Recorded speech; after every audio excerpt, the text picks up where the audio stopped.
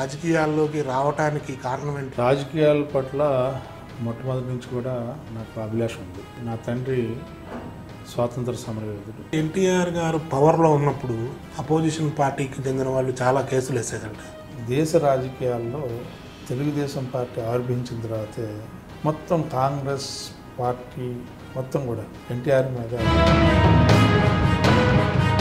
మీరు చూసిన కేసుల్లో వెరీ పర్టికులర్గా ఎన్టీ రామారావు గారు సీఎంగా ఉన్నప్పుడు ఏం చేశారన్న కేసులు అవి? కేవలం ఆయన పర్సనల్ క్యారెక్టర్ని అసాసినేషన్ చేసే విధానానికి క్రియేట్ చేయాలని చెప్పి ఆ భ్రమని కల్పించేదానికి అనునిత్యం ప్రయత్నించేవాళ్ళు ఆ రోజున Congress party. As an advocate మీరు ఎన్టీఆర్ తరఫున చీఫ్ జస్టిస్ మీద కూడా ఏదో ఒక వాదనకు దిగారు. ఈ ఎన్టీ రామారావు మీద కామెంట్స్ చేశారు అనేటప్పటికి అది అసలు మనం రైట్ ఆర్ రాంగ్ అన్నది ఆలోచించకుండా అంత ఫెనటిక్గా ఆ స్టెప్ తీసుకోవాల్సిన వచ్చింది. ఎన్టీఆర్తో ఇంత సత్సంబంధం ఉండి ఒక క్రైసిస్ తెలుగుదేశం పార్టీకి వచ్చినప్పుడు మీరు నాణానికి రెండో వైపు నిలబడాల్సిన పరిస్థితి ఎందుకు వచ్చింది? మా బ్రదర్కి అయితే ఎన్టీఆర్ని వదలొద్దనేవాడు.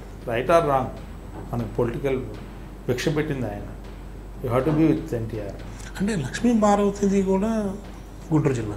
ఎందుకు ఆమె అంటే అంత వ్యతిరేకత ఆమె మీద రావడానికి ఏం చేసిందంటే? పాలిటిక్స్లో మనం గమనించినట్లయితే డాక్టర్ గారు ఉన్నాడు, ఆల్రెడీ బాబు గారు ఉన్నారు. ఆమె కూడా థర్డ్ ఫోర్స్ లాగా వస్తానికి ప్రయత్నించింది.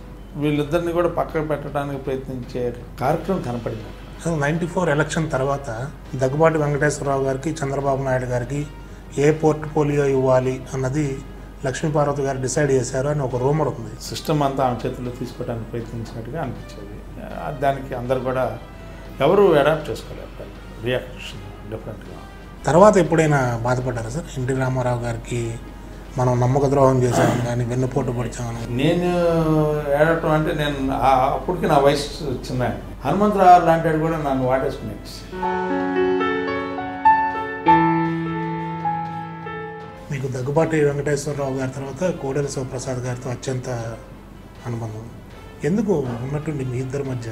ఎప్పుడైనా సరే for any individual character is more important. If that character is going to be assassinated by someone else for no reason.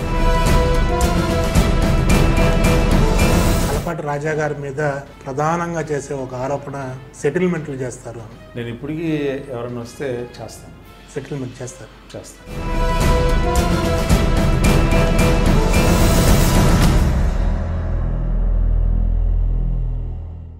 I dream media వారికి నా నమస్కారాలు.